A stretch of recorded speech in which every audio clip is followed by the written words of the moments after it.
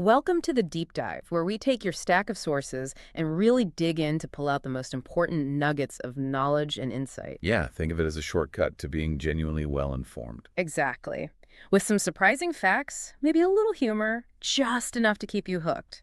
Today, we're diving deep into, well, a pretty packed couple of days, the big global and U.S. news from August 2nd and 3rd, 2025.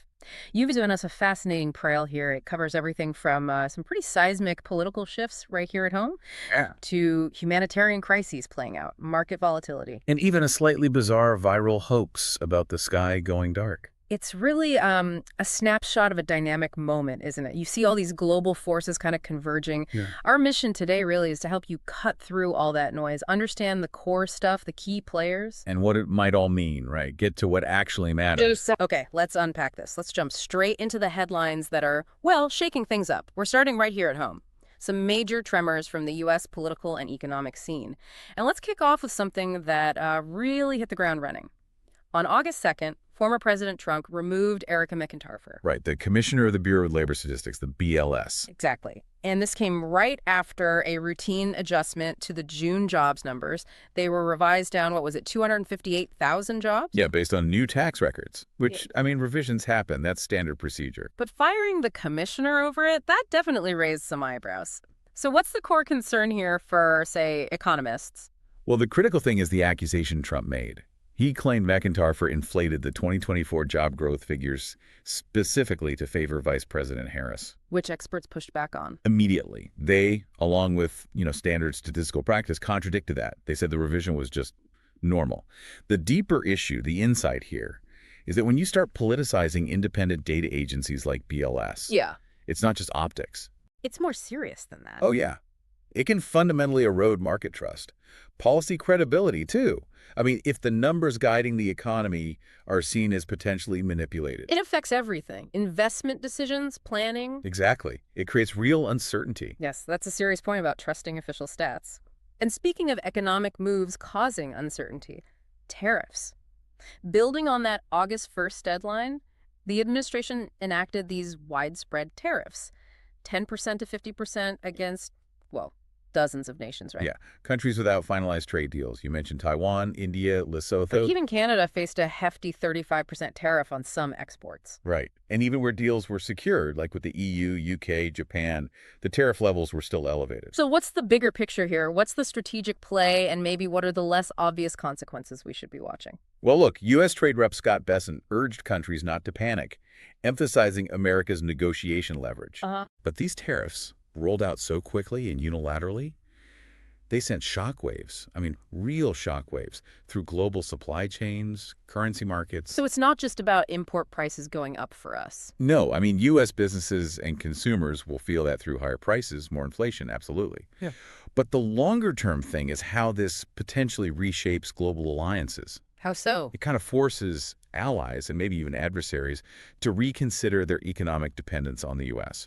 It could even speed up this push towards more regional supply chains, less reliance on single sources. And investor sentiment reflected that worry. Definitely declined sharply, especially in Europe. And Switzerland got hit hard with a 39% tariff that triggered official government concern. Markets are still pretty jittery. Right. So trade policy is a major lever of, well, geopolitical pressure, it sounds like. You could certainly see it that way. Okay, shifting gears a bit from economics, but still domestic. A big story broke in the world of sports over the weekend. August 2nd, the athlete Paula Cunningham spoke out publicly about that new U.S. Olympic and Paralympic Committee, the USOPC policy. The one banning transgender women from competing in women's categories. Yeah, following Trump's executive order from February, the one titled Keeping Men Out of Women's Sports. This is obviously a very charged issue. Extremely divisive, yeah. It's stirred up really strong opinions. So what are the core arguments we're hearing, and what about the legal side? Well, supporters mostly justify it based on fairness, wanting to preserve what they see as a level playing field in women's sports, often citing biological differences. Okay. Opponents, on the other hand, decry it as discriminatory, exclusionary. They're arguing for inclusion, for individual rights. And the legal angle? The big thing bubbling up is Title IX. The federal law against sex-based discrimination in educational programs, including sports. Legal experts are signaling this USOPC policy could face some serious challenges under Title IX. Yeah. It suggests we're probably looking at a long, contentious legal fight, could really redefine sports eligibility down the line. Wow. Yeah, a debate that's clearly not fading anytime soon. And another major development here in the U.S., the Department of Justice, they announced an investigation into Jack Smith. The former special counsel, yeah. Yeah. The one who brought those criminal indictments against Trump when he was a candidate. This immediately became a partisan flashpoint, didn't it? What's actually driving the investigation, according to the sources? Well, the reports say it was initiated by Republican Senator Tom Cotton and other Trump allies. And the focus is on allegations that Smith violated federal law somehow during his work. Okay. But the critical thing here is how instantly it just reignited those partisan clashes. Critics are framing it as politically motivated payback. Weaponizing the DOJ. That's the language being used, yeah. An attempt to go after a prosecutor who targeted a major political figure, but then supporters are applauding it, calling it necessary scrutiny. Saying even special counsels aren't above the law. Exactly. So it brings back all those core debates about the independence, the impartiality of our legal institutions, especially when politics gets involved so directly. So the investigation itself is now another battleground in that divide. It seems that way. Both sides see it very differently, either crucial accountability or a politically motivated attack. Do the sources give any hint about how the DOJ itself plans to handle this, given how sensitive it is? They mainly focus on the announcement and the immediate political fallout, not so much on the DOJ's specific procedural plans, but just the fact that this investigation is happening, given the timing and who's involved. It signals, a period of really intense scrutiny, potential challenges to the perceived neutrality of the justice system, whatever the outcome. Right. And all these rapid policy changes, the legal moves, they're bound to get a reaction, which we saw over August 2nd and 3rd. Major protests popping up in cities across the country. Yeah, demonstrators explicitly voicing opposition to what they called President Trump's unprecedented pace and unilateral actions. So citing things like the firings we just talked about, new voting rules, immigration policies, those aggressive trade moves. Exactly, all of it together. What do these protests tell us about the state of things, about U.S. democracy right now? Well, they definitely reflect a deepening mood of political polarization. These societal divides seem wider. They were organized by a pretty broad coalition of groups. And while the events were mostly peaceful, there were some scattered clashes. Okay. It's really a vivid demonstration of public opposition. People feeling that the governing approach is maybe overreaching or bypassing the usual checks and balances. It underscores a fragility, maybe. I think, though, fragility of consensus in the U.S., definitely. And it raises big questions about the long-term impact on democratic norms, on civil discourse. It's a tense picture. Yeah, it paints a clear picture of a nation grappling with some significant internal friction. Okay, let's pivot now. Let's look at the international stage. Tensions there are undeniably high. Diplomacy feels like a constant, very complex dance. So, early August, President Trump repositioned 2 U.S. nuclear submarines. This was in response to threats from Russia's Dmitry Medvedev. That's right, Medvedev, the deputy chairman of the Security Council. Oh. It's part of a broader hardening of the U.S. military posture we're seeing. And this includes potential secondary sanctions on Russian energy buyers if those Ukraine peace terms aren't met by the deadline, August 7th. Correct. The deadline for the terms is the 7th, and the U.S. set ceasefire deadline itself is August 8th. Meanwhile, Ukraine seems to be hitting back with drone strikes deep inside Russia reported. Yes, reports of successful strikes. And yet you have President Putin saying he's open to peace talks, but crucially, showing no sign of actually yielding before that deadline. So what are the risks when diplomacy gets this militarized, when you're moving nuclear subs as part of the conversation? Well, the core risk is that militarization of diplomacy itself. Allied policymakers are watching this, expressing deep concern about the escalating rhetoric, the military posturing. Because things could spiral. Exactly. The danger is misunderstanding, accidental escalation, miscalculation. In an already incredibly volatile situation, it pushes things closer to thresholds nobody really wants to cross. Okay, a dangerous game. And while these great power tensions simmer, we have an ongoing, devastating humanitarian crisis, Gaza. It reached new heights in early August, didn't it? International agencies reporting a steep rise in deaths, both from violence and, tragically, from hunger. It's horrific. On August 2nd and 3rd alone, reports of over 18 Palestinians killed by Israeli fire near aid distribution sites. Just trying to get food. and several deaths confirmed in just 24 hours from malnutrition, mostly children. The UN estimates over 850 people have died near humanitarian sites since May. Largely due to Israel's blockade restricting aid. That's what the UN and aid agencies are pointing to, yes. The restrictions severely limit essential supplies getting in, and this is compounded by ongoing military operations. So, immense suffering. What are the main roadblocks to getting aid flowing? And how does the hostage situation in Israel fit into this terrible picture? It's truly dire and, as you say, multi-layered. The primary obstacle cited is the blockade and the conflict itself. At the same time, the hostage crisis inside Israel has reached, well, a boiling point. Thousands protesting in Tel Aviv. Yeah. And Prime Minister Netanyahu is threatening a broad military solution if diplomacy fails to bring the hostages home. So it creates this incredibly complex, tragic dynamic. Exactly. The humanitarian catastrophe in Gaza is directly tied to the conflict's unresolved core issues, especially the hostages. It makes any kind of de-escalation extremely challenging. Just immense challenges on the ground. And yet, there was that major diplomatic conference on Gaza in New York, started July 28th. Yes, aiming to revive the two-state solution. Representatives from over 30 countries, the UN, the Arab League, discussing ceasefires, reconstruction, political frameworks. Right. But critics were quick to point out no binding enforcement measures. So is this conference more about appearance than real progress, given the realities? That's the really critical question, isn't it? Any diplomatic effort is, of course, welcome on some level. But without binding enforcement mechanisms, Its impact is limited. severely limited in terms of immediate effect. It really highlights this huge gap between international calls for a solution and the actual political will, or, frankly, the capacity to implement one. Especially with the mistrust between the main parties. Deep-seated mistrust, conflicting goals. It suggests that while the world can talk, the power to actually change things on the ground remains very constrained. A sobering assessment. Okay, shifting to Europe. The 2025 NATO summit in The Hague. Late July, early August. That sounded like a massive operation. Huge. Nearly 9,000 attendees, 45 heads of state. It required extraordinary security. The Dutch deployed 27,000 personnel, nearly half their national police force. Yes, described as the country's biggest peacetime security operation ever. The scale alone tells you something. What did it tell us? What were the key takeaways from a summit that big in terms of NATO's priorities and unity? Well, the priorities were clear. First, reinforcing commitment to Article 5, the Collective Defense Clause. An attack on one is an attack on all. That message was strong. And defense spending. They agreed on a new target, 5% of GDP by 2035, which is ambitious. What does that signal? It signals, I think, a deepening unity, a renewed sense of purpose across the member states, driven by the long-term threat perception from Russia, but also rising global terrorism.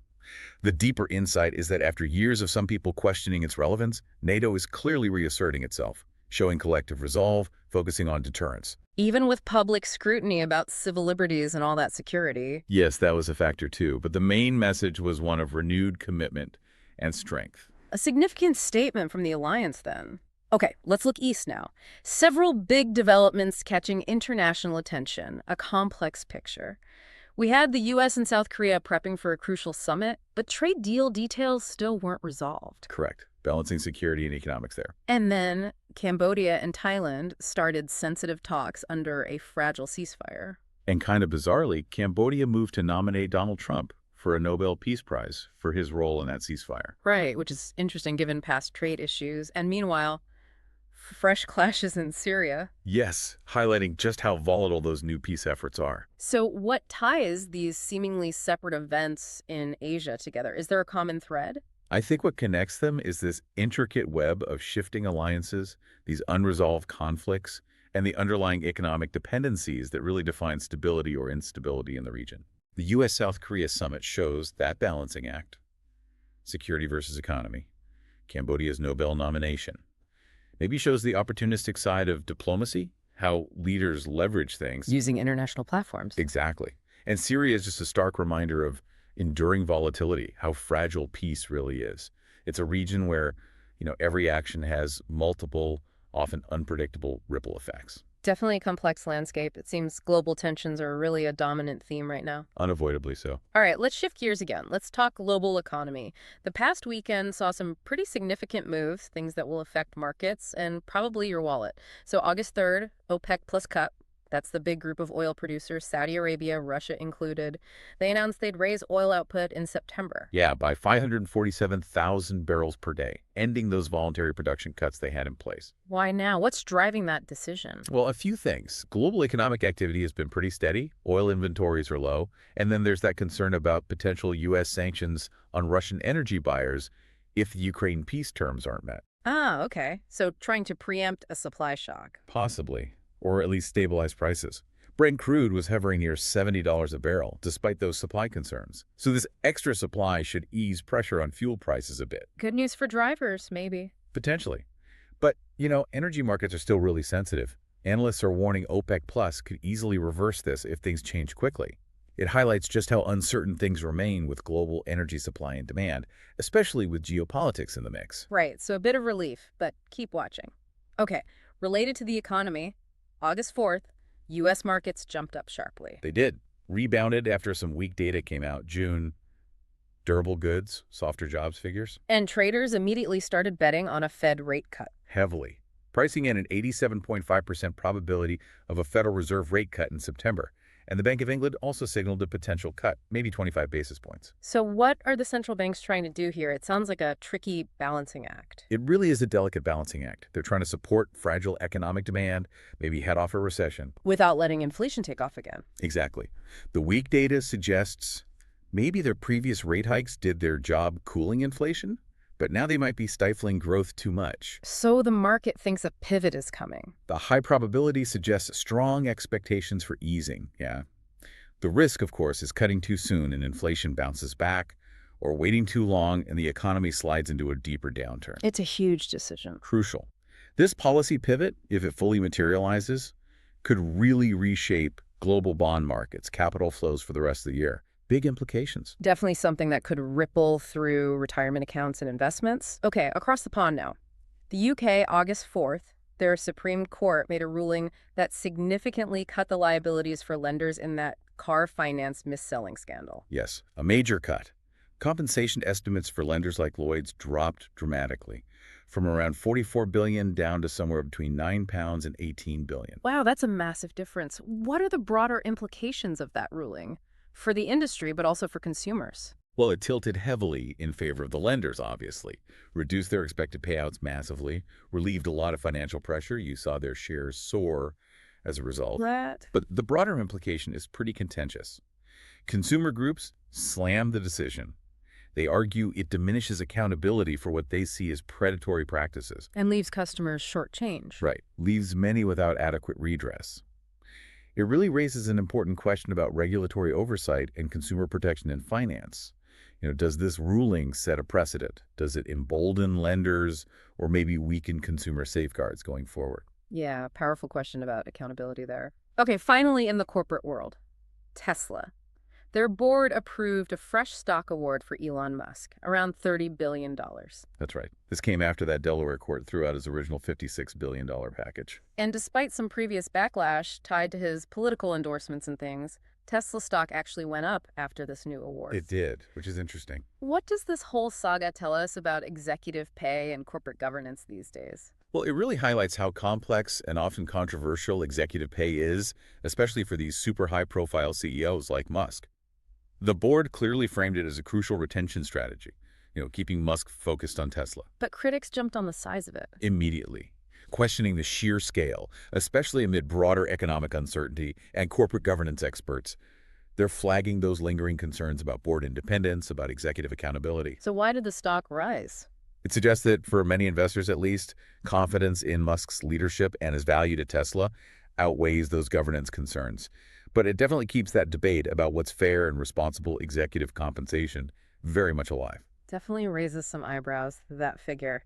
Okay, let's wrap things up with a look at some critical environmental and societal stories, from climate impacts to digital dilemmas. First, wildfires. August 2nd and 3rd, smoke from Canadian wildfires drifted down into the U.S. upper Midwest. Yeah, prompting unhealthy air alerts in places like Minnesota, Wisconsin, and Canada's having just a brutal, record-breaking wildfire season. Fueled by drought and higher temperatures, the sources say. Exactly.